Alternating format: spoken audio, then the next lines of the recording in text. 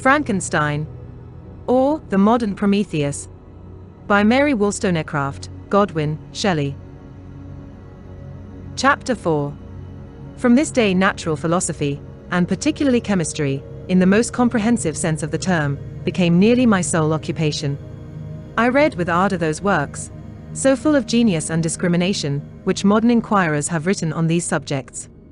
I attended the lectures and cultivated the acquaintance of the men of science of the university, and I found even in M.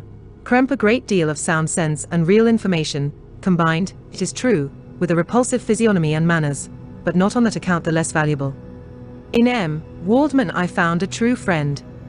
His gentleness was never tinged by dogmatism, and his instructions were given with an air of frankness and good nature that banished every idea of pedantry. In 1,000 ways he smoothed for me the path of knowledge, and made the most abstruse inquiries clear and facile to my apprehension.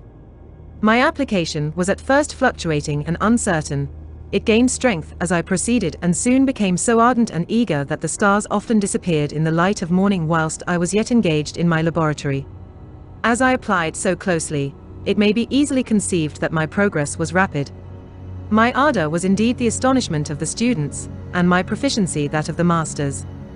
Professor Krempe often asked me, with a sly smile, how Cornelius Agrippa went on, whilst M. Waldman expressed the most heartfelt exultation in my progress.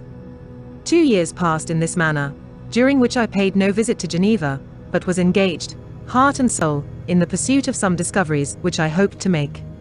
None but those who have experienced them can conceive of the enticements of science. In other studies you go as far as others have gone before you, and there is nothing more to know, but in a scientific pursuit there is continual food for discovery and wonder. A mind of moderate capacity, which closely pursues one study, must infallibly arrive at great proficiency in that study, and I, who continually sought the attainment of one object of pursuit, and was solely wrapped up in this, improved so rapidly that at the end of 2 years I made some discoveries in the improvement of some chemical instruments, which procured me great esteem and admiration at the university.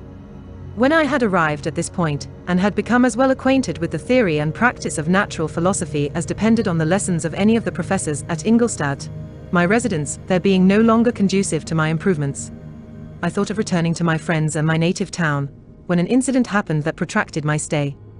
One of the phenomena which had peculiarly attracted my attention was the structure of the human frame, and indeed, any animal endued with life. Whence, I often asked myself, did the principle of life proceed? It was a bold question, and one which has ever been considered as a mystery, yet with how many things are we upon the brink of becoming acquainted, if cowardice or carelessness did not restrain our inquiries. I revolved these circumstances in my mind and determined thenceforth to apply myself more particularly to those branches of natural philosophy which relate to physiology. Unless I had been animated by an almost supernatural enthusiasm, my application to this study would have been irksome and almost intolerable. To examine the causes of life, we must first have recourse to death. I became acquainted with the science of anatomy, but this was not sufficient. I must also observe the natural decay and corruption of the human body. In my education, my father had taken the greatest precautions that my mind should be impressed with no supernatural horrors. I do not ever remember to have trembled at a tale of superstition, or to have feared the apparition of a spirit. Darkness had no effect upon my fancy, and a churchyard was to me merely the receptacle of bodies deprived of life, which, from being the seat of beauty and strength, had become food for the worm. Now I was led to examine the cause and progress of this decay, and forced to spend days and nights in vaults and charnel houses. My attention was fixed upon every object the most insupportable to the delicacy of the human feelings. I saw how the fine form of man was degraded and wasted. I beheld the corruption of death succeed to the blooming cheek of life. I saw how the worm inherited the wonders of the eye and brain. I paused, examining and analyzing all the minutiae of causation, as exemplified in the change from life to death, and death to life, until from the midst of this darkness a sudden light broke in upon me, a light so brilliant and wondrous, yet so simple, that while I became dizzy with the immensity of the prospect which it illustrated, I was surprised that among so many men of genius who had directed their inquiries towards the same science, that I alone should be reserved to discover so astonishing a secret. Remember, I am not recording the vision of a madman.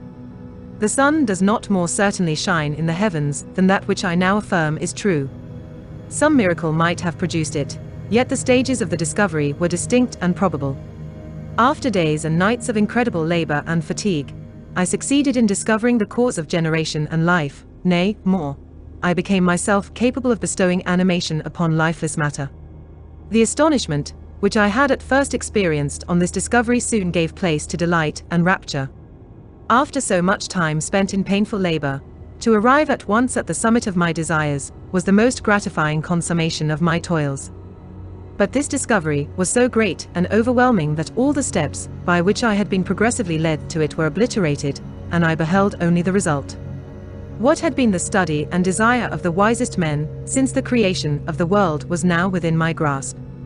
Not that, like a magic scene, it all opened upon me at once. The information I had obtained was of a nature rather to direct my endeavors so soon as I should point them towards the object of my search than to exhibit that object already accomplished. I was like the Arabian who had been buried with the dead and found a passage to life, aided only by one glimmering and seemingly ineffectual light. I see by your eagerness and the wonder and hope which your eyes express, my friend, that you expect to be informed of the secret with which I am acquainted. That cannot be. Listen patiently until the end of my story, and you will easily perceive why I am reserved upon that subject. I will not lead you on, unguarded and ardent as I then was, to your destruction and infallible misery.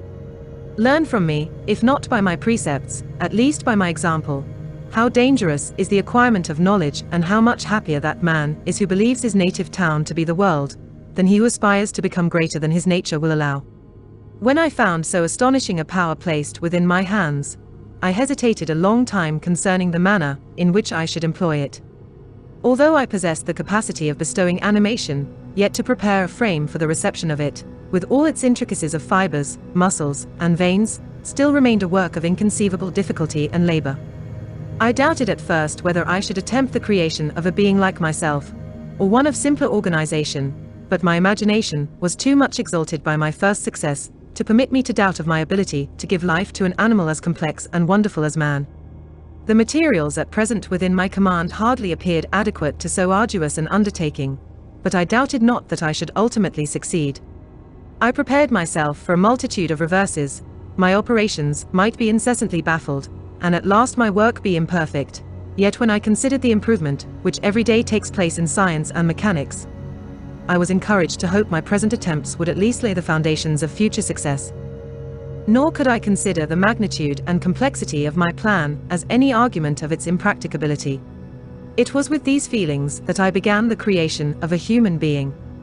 As the minuteness of the parts formed a great hindrance to my speed, I resolved, contrary to my first intention, to make the being of a gigantic stature, that is to say, about 8 feet in height, and proportionably large.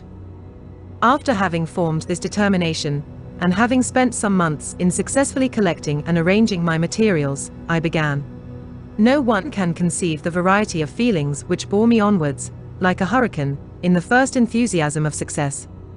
Life and death appeared to me ideal bounds, which I should first break through, and pour a torrent of light into our dark world. A new species would bless me as its creator and source. Many happy and excellent natures would owe their being to me. No father could claim the gratitude of his child so completely as I should deserve theirs. Pursuing these reflections, I thought that if I could bestow animation upon lifeless matter, I might in process of time, although I now found it impossible, renew life where death had apparently devoted the body to corruption. These thoughts supported my spirits, while I pursued my undertaking with unremitting ardor. My cheek had grown pale with study, and my person had become emaciated with confinement. Sometimes, on the very brink of certainty, I failed, yet still I clung to the hope which the next day, or the next hour might realize. One secret, which I alone possessed, was the hope to which I had dedicated myself, and the moon gazed on my midnight labors, while, with unrelaxed and breathless eagerness, I pursued nature to her hiding places. Who shall conceive the horrors of my secret toil, as I dabbled among the unhallowed damps of the grave, or tortured the living animal to animate the lifeless clay? My limbs now tremble, and my eyes swim with the remembrance, but then a resistless and almost frantic impulse urged me forward. I seemed to have lost all soul or sensation, but for this one pursuit. It was indeed but a passing trance, that only made me feel with renewed acuteness so soon as, the unnatural stimulus ceasing to operate, I had returned to my old habits. I collected bones from charnel houses and disturbed, with profane fingers, the tremendous secrets of the human frame. In a solitary chamber, or rather cell, at the top of the house, and separated from all the other apartments by a gallery and staircase, I kept my workshop of filthy creation. My eyeballs were starting from their sockets in attending to the details of my employment. The dissecting room and the slaughterhouse furnished many of my materials, and often did my human nature turn with loathing from my occupation, whilst, still urged on by an eagerness which perpetually increased, I brought my work near to a conclusion. The summer months passed while I was thus engaged, heart and soul, in one pursuit. It was a most beautiful season. Never did the fields bestow a more plentiful harvest, or the vines yield a more luxuriant vintage, but my eyes were insensible to the charms of nature. And the same feelings, which made me neglect the scenes around me, caused me also to forget those friends, who were so many miles absent, and whom I had not seen for so long a time. I knew my silence disquieted them, and I well remembered the words of my father. I know that while you are pleased with yourself you will think of us with affection, and we shall hear regularly from you. You must pardon me if I regard any interruption in your correspondence as a proof that your other duties are equally neglected. I knew well therefore what would be my father's feelings, but I could not tear my thoughts from my employment, loathsome in itself, but which had taken an irresistible hold of my imagination. I wished, as it were, to procrastinate all that related to my feelings of affection, until the great object, which swallowed up every habit of my nature, should be completed. I then thought that my father would be unjust if he ascribed my neglect to vice or faultiness on my part, but I am now convinced that he was justified in conceiving that I should not be altogether free from blame. A human being in perfection ought always to preserve a calm and peaceful mind, and never to allow passion or a transitory desire to disturb his tranquility. I do not think that the pursuit of knowledge is an exception to this rule. If the study to which you apply yourself has a tendency to weaken your affections, and to destroy your taste for those simple pleasures in which no alloy can possibly mix, then that study is certainly unlawful, that is to say, not befitting the human mind. If this rule were always observed, if no man allowed any pursuit whatsoever to interfere with the tranquility of his domestic affections, Greece had not been enslaved, Caesar would have spared his country, America would have been discovered more gradually, and the empires of Mexico and Peru had not been destroyed. But I forget that I am moralizing in the most interesting part of my tale, and your looks remind me to proceed. My father made no reproach in his letters, and only took notice of my silence, by inquiring into my occupations more particularly than before. Winter, spring, and summer passed away during my labors, but I did not watch the blossom or the expanding leaves, sights which before always yielded me supreme delight. So deeply was I engrossed in my occupation. The leaves of that year had withered before my work drew near to a close, and now every day showed me more plainly how well I had succeeded. But my enthusiasm was checked by my anxiety, and I appeared rather like one doomed by slavery to toil in the mines, or any other unwholesome trade, than an artist occupied by his favorite employment. Every night, I was oppressed by a slow fever, and I became nervous to a most painful degree. The fall of a leaf startled me, and I shunned my fellow creatures, as if I had been guilty of a crime. Sometimes I grew alarmed at the wreck I perceived that I had become. The energy of my purpose alone sustained me.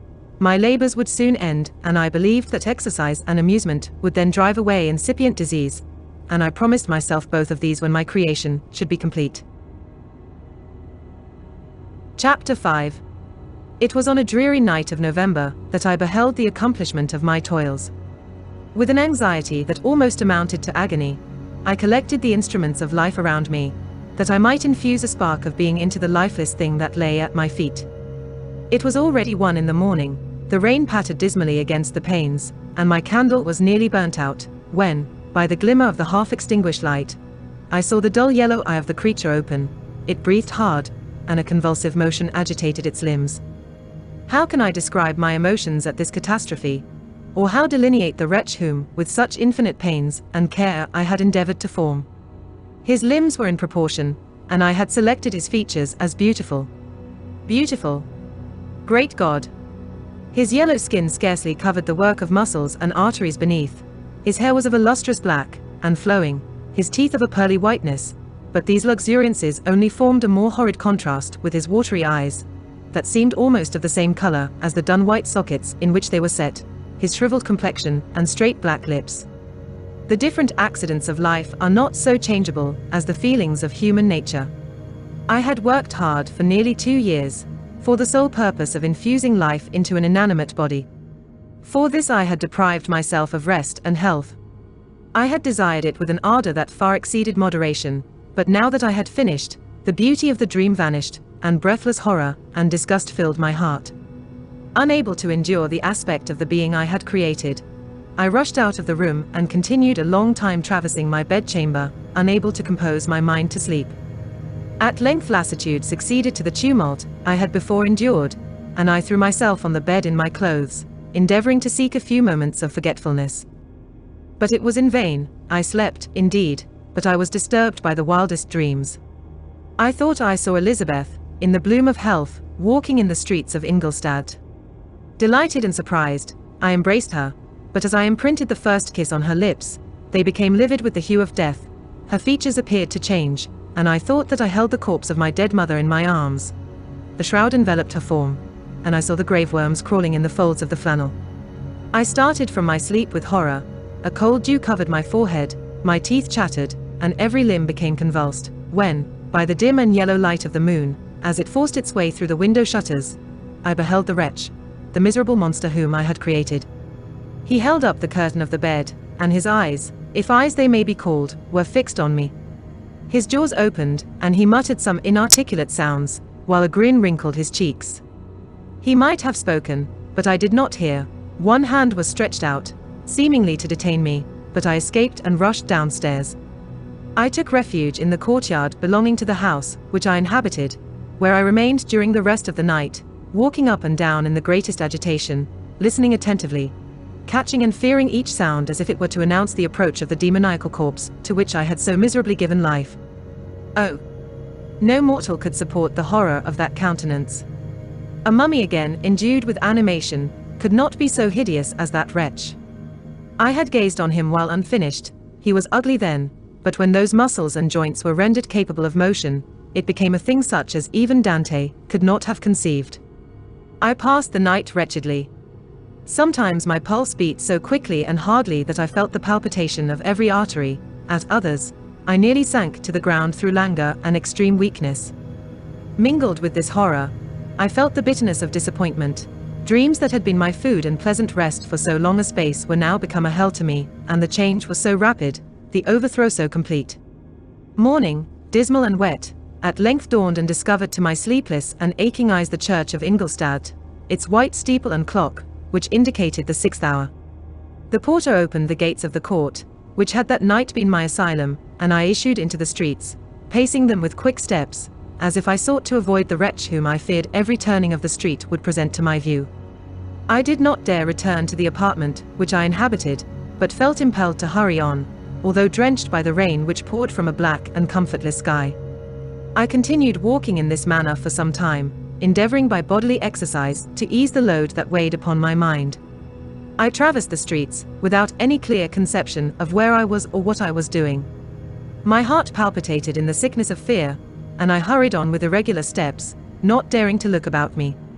Like one who, on a lonely road, doth walk in fear and dread, and, having once turned round, walks on, and turns no more his head, because he knows a frightful fiend doth close behind him tread. Coleridge's Ancient Mariner. Continuing thus, I came at length opposite to the inn at which the various diligences and carriages usually stopped. Here I paused. I knew not why, but I remained some minutes with my eyes fixed on a coach that was coming towards me from the other end of the street. As it drew nearer, I observed that it was the Swiss diligence. It stopped just where I was standing, and on the door being opened, I perceived Henry Clerval, who, on seeing me, instantly sprung out. "My dear Frankenstein," exclaimed he, "how glad I am to see you! How fortunate that you should be here at the very moment of my alighting!" Nothing could equal my delight on seeing Clerval.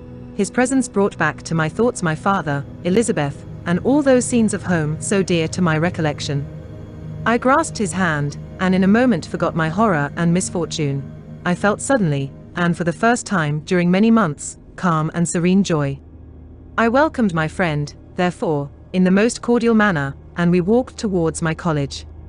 Clerval continued talking for some time about our mutual friends, and his own good fortune in being permitted to come to Ingolstadt. "You may easily believe," said he, "how great was the difficulty to persuade my father that all necessary knowledge was not comprised in the noble art of bookkeeping, and indeed, I believe I left him incredulous to the last, for his constant answer to my unwearied entreaties was the same as that of the Dutch schoolmaster in the Vicar of Wakefield. I have 10,000 florins a year without Greek. I eat heartily without Greek." But his affection for me at length overcame his dislike of learning, and he has permitted me to undertake a voyage of discovery to the land of knowledge. It gives me the greatest delight to see you, but tell me how you left my father, brothers, and Elizabeth. "Very well, and very happy, only a little uneasy that they hear from you so seldom. By the by, I mean to lecture you a little upon their account myself. But, my dear Frankenstein," continued he, stopping short and gazing full in my face, "I did not before remark how very ill you appear. So thin and pale, you look as if you had been watching for several nights. You have guessed right. I have lately been so deeply engaged in one occupation, that I have not allowed myself sufficient rest, as you see, but I hope, I sincerely hope, that all these employments are now at an end and that I am at length free." I trembled excessively. I could not endure to think of, and far less to allude to, the occurrences of the preceding night. I walked with a quick pace, and we soon arrived at my college. I then reflected, and the thought made me shiver, that the creature whom I had left in my apartment might still be there, alive and walking about. I dreaded to behold this monster, but I feared still more that Henry should see him. Entreating him, therefore, to remain a few minutes at the bottom of the stairs, I darted up towards my own room.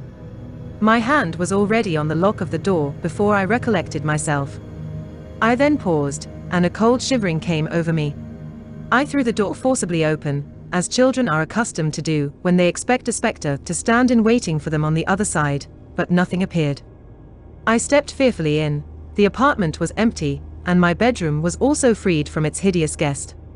I could hardly believe that so great a good fortune could have befallen me, but when I became assured that my enemy had indeed fled, I clapped my hands for joy and ran down to Clerval. We ascended into my room, and the servant presently brought breakfast, but I was unable to contain myself. It was not joy only that possessed me. I felt my flesh tingle with excess of sensitivity, and my pulse beat rapidly. I was unable to remain for a single instant in the same place. I jumped over the chairs, clapped my hands, and laughed aloud. Clerval at first attributed my unusual spirits to joy on his arrival, but when he observed me more attentively, he saw a wildness in my eyes for which he could not account, and my loud, unrestrained, heartless laughter frightened and astonished him. "My dear Victor," cried he, "what, for God's sake, is the matter? Do not laugh in that manner. How ill you are! What is the cause of all this?" "Do not ask me," cried I, putting my hands before my eyes, for I thought I saw the dreaded spectre glide into the room. "He can tell. Oh, save me! Save me!" I imagined that the monster seized me. I struggled furiously and fell down in a fit. Poor Clerval! What must have been his feelings? A meeting, which he anticipated with such joy, so strangely turned to bitterness. But I was not the witness of his grief, for I was lifeless, and did not recover my senses for a long, long time. This was the commencement of a nervous fever, which confined me for several months. During all that time Henry was my only nurse. I afterwards learned that, knowing my father's advanced age and unfitness for so long a journey, and how wretched my sickness would make Elizabeth, he spared them this grief by concealing the extent of my disorder. He knew that I could not have a more kind and attentive nurse than himself, and, firm in the hope he felt of my recovery, he did not doubt that, instead of doing harm, he performed the kindest action that he could towards them. But I was in reality very ill, and surely nothing but the unbounded and unremitting attentions of my friend could have restored me to life. The form of the monster on whom I had bestowed existence was forever before my eyes, and I raved incessantly concerning him. Doubtless my words surprised Henry. He at first believed them to be the wanderings of my disturbed imagination, but the pertinacity with which I continually recurred to the same subject persuaded him that my disorder indeed owed its origin to some uncommon and terrible event. By very slow degrees, and with frequent relapses that alarmed and grieved my friend, I recovered. I remember the first time I became capable of observing outward objects with any kind of pleasure. I perceived that the fallen leaves had disappeared, and that the young buds were shooting forth from the trees that shaded my window. It was a divine spring, and the season contributed greatly to my convalescence. I felt also sentiments of joy and affection revive in my bosom, my gloom disappeared, and in a short time I became as cheerful as before I was attacked by the fatal passion. "Dearest Clerval," exclaimed I, "how kind, how very good you are to me.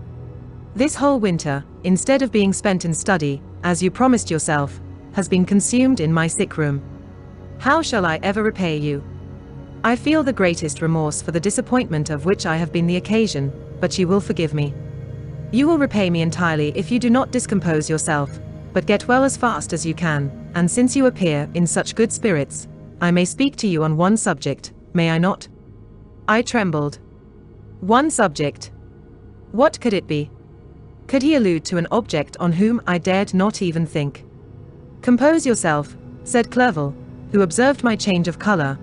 "I will not mention it if it agitates you, but your father and cousin would be very happy if they received a letter from you in your own handwriting. They hardly know how ill you have been and are uneasy at your long silence. Is that all, my dear Henry? How could you suppose that my first thought would not fly towards those dear, dear friends whom I love, and who are so deserving of my love? If this is your present temper, my friend, you will perhaps be glad to see a letter that has been lying here some days for you. It is from your cousin, I believe." Chapter 6. Clerval then put the following letter into my hands. It was from my own Elizabeth. "My dearest cousin, you have been ill, very ill, and even the constant letters of dear kind Henry are not sufficient to reassure me on your account. You are forbidden to write, to hold a pen, yet one word from you, dear Victor, is necessary to calm our apprehensions. For a long time, I have thought that each post would bring this line, and my persuasions have restrained my uncle from undertaking a journey to Ingolstadt. I have prevented his encountering the inconveniences, and perhaps dangers of so long a journey, yet how often have I regretted not being able to perform it myself. I figure to myself that the task of attending on your sickbed has devolved on some mercenary old nurse, who could never guess your wishes nor minister to them with the care and affection of your poor cousin. Yet that is over now. Clerval writes that indeed you are getting better. I eagerly hope that you will confirm this intelligence soon in your own handwriting. Get well, and return to us. You will find a happy, cheerful home and friends who love you dearly. Your father's health is vigorous, and he asks but to see you, but to be assured that you are well, and not a care will ever cloud his benevolent countenance. How pleased you would be to remark the improvement of our Ernest. He is now 16 and full of activity and spirit. He is desirous to be a true Swiss and to enter into foreign service, but we cannot part with him, at least until his elder brother returns to us. My uncle is not pleased with the idea of a military career in a distant country, but Ernest never had your powers of application. He looks upon study as an odious fetter. His time is spent in the open air, climbing the hills or rowing on the lake. I fear that he will become an idler unless we yield the point and permit him to enter on the profession which he has selected. Little alteration, except the growth of our dear children, has taken place since you left us. The blue lake and snow-clad mountains, they never change, and I think our placid home and our contented hearts are regulated by the same immutable laws. My trifling occupations take up my time and amuse me, and I am rewarded for any exertions by seeing none but happy, kind faces around me. Since you left us, but one change has taken place in our little household. Do you remember on what occasion Justine Moritz entered our family? Probably you do not. I will relate her history, therefore, in a few words. Madame Moritz, her mother, was a widow with 4 children, of whom Justine was the third. This girl had always been the favorite of her father, but through a strange perversity, her mother could not endure her, and after the death of M. Moritz, treated her very ill. My aunt observed this, and when Justine was 12 years of age, prevailed on her mother to allow her to live at our house. The republican institutions of our country have produced simpler and happier manners than those which prevail in the great monarchies that surround it. Hence there is less distinction between the several classes of its inhabitants, and the lower orders, being neither so poor nor so despised, their manners are more refined and moral. A servant in Geneva does not mean the same thing as a servant in France and England. Justine, thus received in our family, learned the duties of a servant, a condition which, in our fortunate country, does not include the idea of ignorance and a sacrifice of the dignity of a human being. Justine, you may remember, was a great favorite of yours, and I recollect you once remarked that if you were in an ill humor, one glance from Justine could dissipate it, for the same reason that Ariosto gives concerning the beauty of Angelica. She looked so frank-hearted and happy. My aunt conceived a great attachment for her, by which she was induced to give her an education superior to that which she had at first intended. This benefit was fully repaid. Justine was the most grateful little creature in the world. I do not mean that she made any professions, I never heard one pass her lips, but you could see by her eyes that she almost adored her protectress.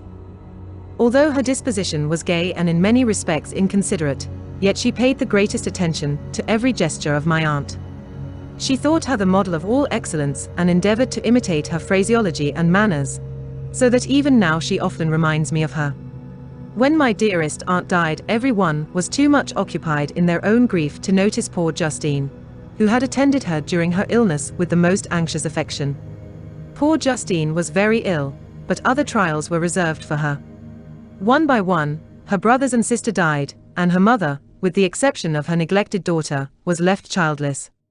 The conscience of the woman was troubled. She began to think that the deaths of her favorites was a judgment from heaven to chastise her partiality. She was a Roman Catholic, and I believe her confessor confirmed the idea which she had conceived. Accordingly, a few months after your departure for Ingolstadt, Justine was called home by her repentant mother. Poor girl! She wept when she quitted our house. She was much altered since the death of my aunt. Grief had given softness and a winning mildness to her manners, which had before been remarkable for vivacity. Nor was her residence at her mother's house of a nature to restore her gaiety. The poor woman was very vacillating in her repentance. She sometimes begged Justine to forgive her unkindness, but much oftener accused her of having caused the deaths of her brothers and sister. Perpetual fretting at length threw Madame Moritz into a decline, which at first increased her irritability, but she is now at peace forever. She died on the first approach of cold weather, at the beginning of this last winter. Justine has just returned to us, and I assure you I love her tenderly. She is very clever and gentle, and extremely pretty, as I mentioned before. Her mien and her expression continually remind me of my dear aunt. I must say also a few words to you, my dear cousin, of little darling William. I wish you could see him. He is very tall of his age, with sweet laughing blue eyes, dark eyelashes, and curling hair. When he smiles, two little dimples appear on each cheek, which are rosy with health. He has already had one or two little wives, but Louisa Byron is his favorite, a pretty little girl of 5 years of age. Now, dear Victor, I dare say you wish to be indulged in a little gossip concerning the good people of Geneva. The pretty Miss Mansfield has already received the congratulatory visits on her approaching marriage with a young Englishman, John Melbourne, Esquire. Her ugly sister, Manon, married M. Juvillard, the rich banker, last autumn. Your favorite schoolfellow, Louis Manoir, has suffered several misfortunes since the departure of Clerval from Geneva. But he has already recovered his spirits, and is reported to be on the point of marrying a lively pretty Frenchwoman, Madame Taverny. She is a widow, and much older than Manoir, but she is very much admired, and a favorite with everybody. I have written myself into better spirits, dear cousin, but my anxiety returns upon me as I conclude. Write, dearest Victor, one line, one word will be a blessing to us. 10,000 thanks to Henry for his kindness, his affection, and his many letters. We are sincerely grateful. Adieu. My cousin, take care of yourself, and I entreat you, write. Elizabeth Lavenza. Geneva, March 18, 1700. Dear, dear Elizabeth, I exclaimed, when I had read her letter, I will write instantly and relieve them from the anxiety they must feel. I wrote, and this exertion greatly fatigued me, but my convalescence had commenced, and proceeded regularly. In another fortnight, I was able to leave my chamber. One of my first duties on my recovery was to introduce Clerval to the several professors of the university. In doing this, I underwent a kind of rough usage, ill-befitting the wounds that my mind had sustained. Ever since the fatal night, the end of my labors, and the beginning of my misfortunes, I had conceived a violent antipathy even to the name of natural philosophy. When I was otherwise quite restored to health, the sight of a chemical instrument would renew all the agony of my nervous symptoms.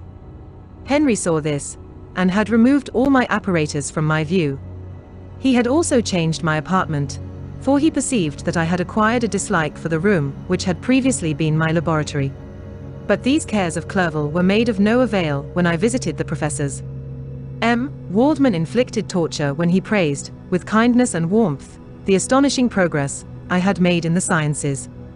He soon perceived that I disliked the subject, but not guessing the real cause, he attributed my feelings to modesty and changed the subject from my improvement to the science itself, with a desire, as I evidently saw, of drawing me out. What could I do? He meant to please, and he tormented me. I felt as if he had placed carefully, one by one, in my view those instruments which were to be afterwards used in putting me to a slow and cruel death. I writhed under his words, yet dared not exhibit the pain I felt. Clerval, whose eyes and feelings were always quick in discerning the sensations of others, declined the subject, alleging, in excuse, his total ignorance, and the conversation took a more general turn. I thanked my friend from my heart, but I did not speak. I saw plainly that he was surprised, but he never attempted to draw my secret from me, and although I loved him with a mixture of affection and reverence that knew no bounds, yet I could never persuade myself to confide in him that event which was so often present to my recollection, but which I feared the detail to another would only impress more deeply. Krempe was not equally docile, and in my condition at that time, of almost insupportable sensitivity, his harsh blunt encomiums gave me even more pain than the benevolent approbation of Waldman. The fellow, cried he, why, Clerval, I assure you he has outstripped us all. Stare if you please, but it is nevertheless true. A youngster who, but a few years ago, believed in Cornelius Agrippa as firmly as in the gospel, has now set himself at the head of the university, and if he is not soon pulled down, we shall all be out of countenance. Continued he, observing my face expressive of suffering, Frankenstein is modest, an excellent quality in a young man. Young men should be diffident of themselves, you know, Clerval. I was myself when young, but that wears out in a very short time. Krempe had now commenced an eulogy on himself, which happily turned the conversation from a subject that was so annoying to me. Clerval had never sympathized in my tastes for natural science, and his literary pursuits differed wholly from those which had occupied me. He came to the university with the design of making himself complete master of the Oriental languages, and thus he should open a field for the plan of life he had marked out for himself. Resolved to pursue no inglorious career, he turned his eyes toward the east, as affording scope for his spirit of enterprise. The Persian, Arabic, and Sanskrit languages engaged his attention, and I was easily induced to enter on the same studies. Idleness had ever been irksome to me, and now that I wished to fly from reflection, and hated my former studies, I felt great relief in being the fellow pupil with my friend, and found not only instruction, but consolation in the works of the Orientalists. I did not, like him, attempt a critical knowledge of their dialects, for I did not contemplate making any other use of them than temporary amusement. I read merely to understand their meaning, and they well repaid my labors. Their melancholy is soothing, and their joy elevating, to a degree I never experienced in studying the authors of any other country.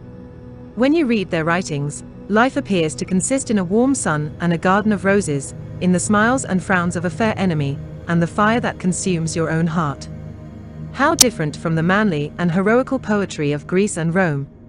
Summer passed away in these occupations, and my return to Geneva was fixed for the latter end of autumn, but being delayed by several accidents, winter and snow arrived, the roads were deemed impassable, and my journey was retarded until the ensuing spring. I felt this delay very bitterly, for I longed to see my native town and my beloved friends. My return had only been delayed so long, from an unwillingness to leave Clerval in a strange place, before he had become acquainted with any of its inhabitants. The winter, however, was spent cheerfully, and although the spring was uncommonly late, when it came its beauty compensated for its dilatoriness. The month of May had already commenced, and I expected the letter daily which was to fix the date of my departure, when Henry proposed a pedestrian tour in the environs of Ingolstadt, that I might bid a personal farewell to the country I had so long inhabited. I acceded with pleasure to this proposition. I was fond of exercise, and Clerval had always been my favorite companion in the ramble of this nature that I had taken among the scenes of my native country. We passed a fortnight in these perambulations. My health and spirits had long been restored, and they gained additional strength from the salubrious air I breathed, the natural incidents of our progress, and the conversation of my friend. Study had before secluded me from the intercourse of my fellow creatures, and rendered me unsocial, but Clerval called forth the better feelings of my heart. He again taught me to love the aspect of nature, and the cheerful faces of children. Excellent friend! How sincerely you did love me, and endeavor to elevate my mind until it was on a level with your own. A selfish pursuit had cramped and narrowed me, until your gentleness and affection warmed and opened my senses. I became the same happy creature who, a few years ago, loved and beloved by all, had no sorrow or care. When happy, inanimate nature had the power of bestowing on me the most delightful sensations. A serene sky and verdant fields filled me with ecstasy. The present season was indeed divine. The flowers of spring bloomed in the hedges, while those of summer were already in bud. I was undisturbed by thoughts which during the preceding year had pressed upon me, notwithstanding my endeavors to throw them off with an invincible burden. Henry rejoiced in my gaiety, and sincerely sympathized in my feelings. He exerted himself to amuse me, while he expressed the sensations that filled his soul. The resources of his mind on this occasion were truly astonishing. His conversation was full of imagination, and very often, in imitation of the Persian and Arabic writers, he invented tales of wonderful fancy and passion. At other times he repeated my favorite poems, or drew me out into arguments, which he supported with great ingenuity. We returned to our college on a Sunday afternoon. The peasants were dancing, and every one we met appeared gay and happy. My own spirits were high, and I bounded along with feelings of unbridled joy and hilarity. Thank you for watching. Stay tuned for the next chapters of Mary Shelley's Frankenstein.